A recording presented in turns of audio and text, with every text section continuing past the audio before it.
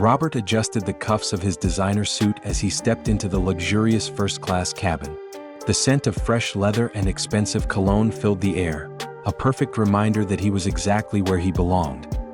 He glanced around, pleased with the exclusivity of his surroundings. This was his world, a world of privilege, of power, a world where only the elite had access. As he walked down the aisle, his sharp eyes scanned the passengers already seated. Business executives, celebrities, high-profile figures. People like him. But then, his gaze stopped on one particular man sitting quietly by the window. A man who, in Robert's eyes, didn't belong here. The man was dressed in a simple button-down shirt, dark jeans, and worn leather shoes. No designer labels, no flashy accessories. He held a book in his hands, reading with an air of calm detachment, completely unbothered by the lavish environment surrounding him. His dark skin and casual appearance made Robert's stomach churn with irritation. Robert's lips curled in distaste. This had to be a mistake. He reached his seat, right beside the man. His expression twisted in disbelief. Of all the people he could have been seated next to, why him? Annoyance bubbled up inside him as he dropped his carry-on bag onto the seat with an audible thud. The man didn't even look up.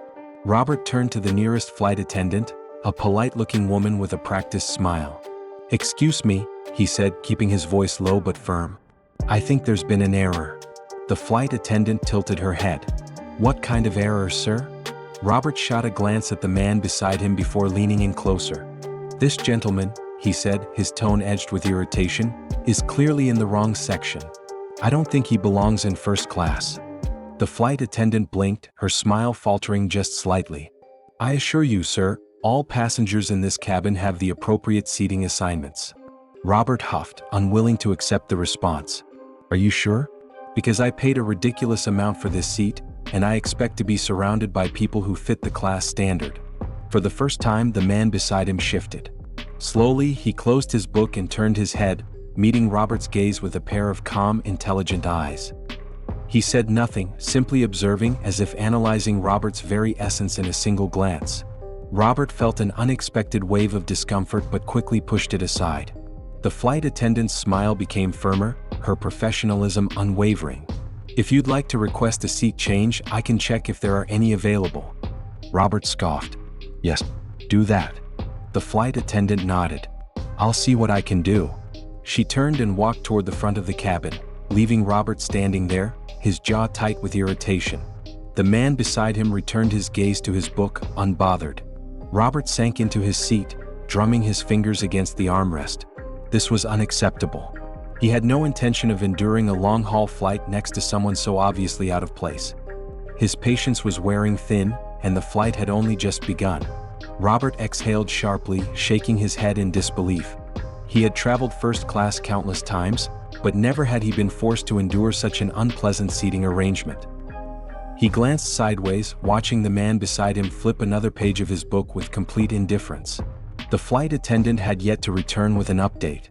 Robert tapped his fingers impatiently against his thigh, his irritation bubbling dangerously close to the surface. A steward passed by, offering glasses of champagne.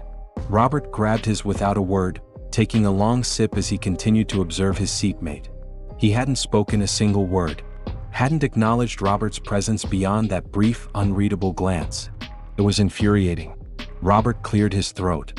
"So," he said, his voice laced with condescension, "what exactly brings you to first class?" The man turned another page. For a moment, Robert thought he wouldn't answer. But then, in a voice as steady as steel, the man replied, "The same thing that brought you here. A ticket." Robert bristled. The response was calm, yet there was an unmistakable weight behind it. "Right," he said, forcing a tight smile. "Of course. I just meant, first class isn't exactly cheap." The man finally lifted his eyes from his book. "And?" Robert scoffed. He leaned back in his seat, swirling the champagne in his glass. "No offense, but I wouldn't have expected someone like you to be flying up here. Usually, first class is reserved for people who," he paused, carefully selecting his words, "belong in this space." The man's gaze didn't waver. He studied Robert, unreadable and unshaken. Then, without a word, he turned back to his book. Robert felt a sharp sting of irritation. He wasn't used to being ignored. He was used to deference, to respect. The fact that this man refused to engage with him, refused to acknowledge the obvious imbalance of status, was infuriating. The flight attendant returned. "Sir, I've checked and unfortunately, there are no available seats for you to switch to at the moment." Robert clenched his jaw. "You're telling me I'm stuck here for the entire flight?" She nodded. "I'm afraid so." Robert exhaled through his nose, his grip tightening around his champagne glass. This was unacceptable. He had to endure hours of travel beside someone who had no business being in first class. Someone who refused to acknowledge their place. As the flight attendant walked away, Robert turned to his seatmate once more. His voice was lower now, tinged with something darker. "I don't know who you are," he said, "but let's get something straight. People like me," he gestured vaguely around the cabin, "built this world. We set the standard. We define what success looks like. So forgive me if I find it unusual that you'd be sitting here." The man closed his book, slowly, deliberately. For the first time, he turned his full attention to Robert. And for the first time, Robert felt something he hadn't expected. A flicker of unease. The man's expression remained calm, unreadable, but there was something in his gaze, something sharp, something knowing, that made Robert's stomach tighten. The air between them grew thick with an unspoken tension. The flight had only just begun, but Robert was starting to realize something. He wasn't as in control as he thought. Robert shifted uncomfortably in his seat, feeling the weight of his seatmate's gaze. It wasn't aggressive, wasn't openly challenging, yet it held an unsettling certainty. A confidence Robert couldn't quite place. The man didn't speak. He simply observed, as if measuring Robert's worth in silence. Then, without a word, he returned to his book, dismissing Robert entirely. Robert clenched his jaw. No one dismissed him. Not in business meetings, not at social events, and certainly not in a place where he had paid an obscene amount to be. A stewardess approached, offering the in-flight dinner menu. Robert barely glanced at her before saying, "I'll have the filet mignon. And make it quick." The stewardess nodded politely before turning to the man beside him. "And for you, sir?" The man smiled, a small, effortless expression. "The same, please. Thank you." His voice was smooth, practiced. There was an elegance to the way he spoke, a refinement that made Robert pause. The stewardess left and Robert exhaled through his nose. "So what do you do?" he asked, his tone laced with forced politeness. The man turned a page, not bothering to look up. "Why do you ask?" Robert chuckled dryly. "Curiosity." A beat of silence passed before the man finally set his book down. He folded his hands together, tilting his head slightly. "I assume you're not asking because you genuinely care." Robert smirked, raising his glass. "Let's just say I like to know who I'm sharing my space with." The man studied him for a long moment before replying, "I work in medicine." Robert raised an eyebrow. "Medicine? A nurse?" The man didn't react. "Something like that." Robert scoffed, swirling his drink. "Makes sense. Hardworking, decent job. Still, first class is a bit out of range for someone in your field, don't you think?" The man's expression remained unreadable. "I suppose that depends on what you assume my value is." Robert smirked. "We both know the answer to that." Another silence stretched between them, but this time it was different. It wasn't just tension, it was anticipation. A slow, creeping feeling that Robert had just walked into something without realizing it. The man picked up his book again. "Enjoy your meal," he said, turning another page. For the first time that evening, Robert felt something foreign curl in his chest. A sliver of doubt. Robert sat stiffly in his seat, the steady hum of the aircraft doing little to ease his frustration. He stole a glance at the man beside him, who was once again absorbed in his book. The lack of engagement, the quiet confidence, it gnawed at Robert. His entire life, respect had been given to him without question. His wealth, his connections, his influence, these were the things that set him apart, that made others eager to impress him. Yet here was this man, untouched by his presence, unmoved by his authority. The stewardess returned with their meals, placing the filet mignon in front of each of them. Robert barely acknowledged her, too preoccupied with the unease twisting in his stomach. As the man cut into his steak with precision, Robert leaned in slightly. "Medicine, huh?" he mused. "Let me guess, you're a general physician? Maybe work at some small-town clinic?" The man took a deliberate bite, chewing slowly before responding. "No." Robert waited for him to elaborate. "You didn't?" The answer, clipped and indifferent, only made Robert's irritation deepen. He set down his fork with a quiet clink.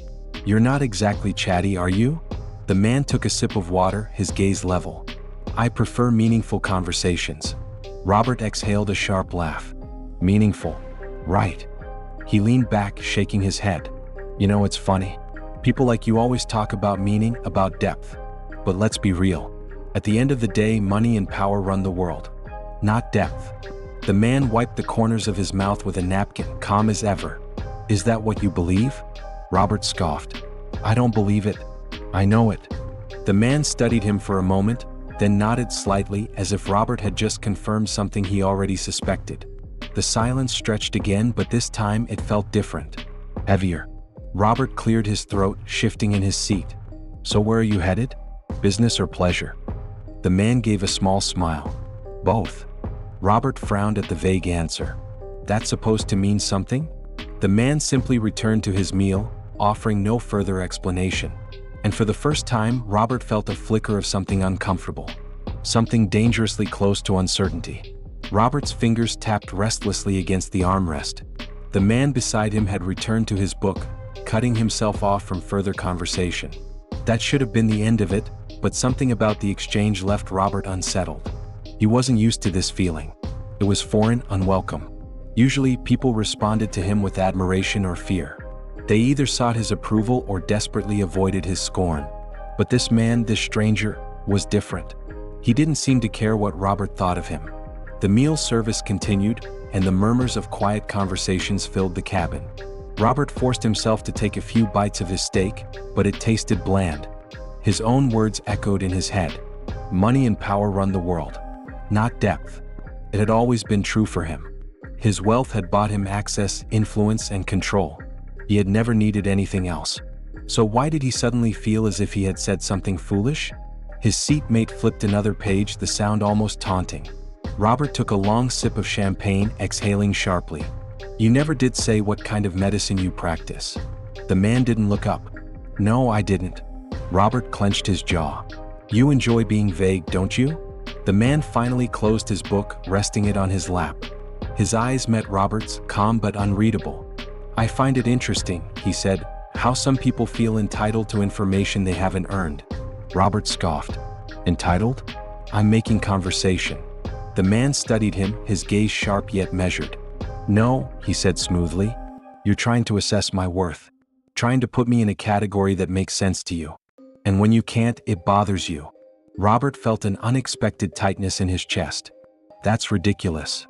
The man tilted his head slightly. "Is it?" Robert opened his mouth, ready to snap back, but the words didn't come. He wasn't sure why. The cabin lights dimmed slightly as the crew prepared for the nighttime portion of the flight. A quiet announcement reminded passengers to settle in. The man picked up his book again. "Try to get some rest," he said, turning back to his page. "You'll need it."